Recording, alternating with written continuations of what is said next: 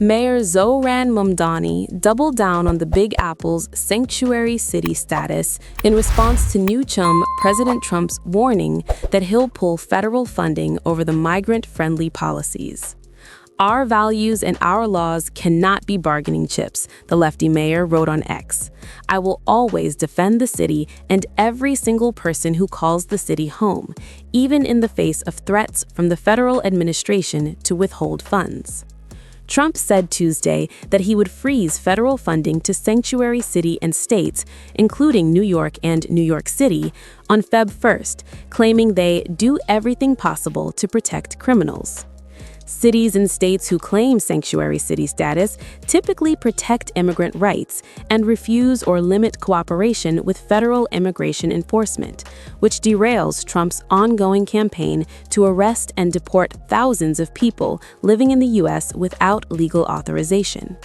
Mamdani, who, as the Post reported this week, remains chummy with Trump and chats with him over text about twice a week, said he reached out to the president about the latest funding threat.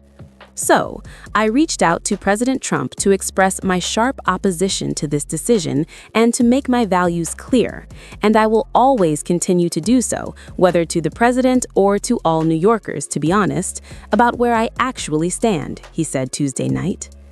"I have yet to hear back from the president, and this is the position I hold as the mayor of New York." But Trump appears to have left his owner on red, as Mamdani said he'd yet to hear back from the White House on Wednesday. "We haven't yet connected," he said at an unrelated press conference at a Cypress Hill, Brooklyn child care center. The standoff could test the unusual bromance between the Democratic Socialist mayor and the right-wing Republican president, which grew out of an unexpectedly cordial White House meeting in November.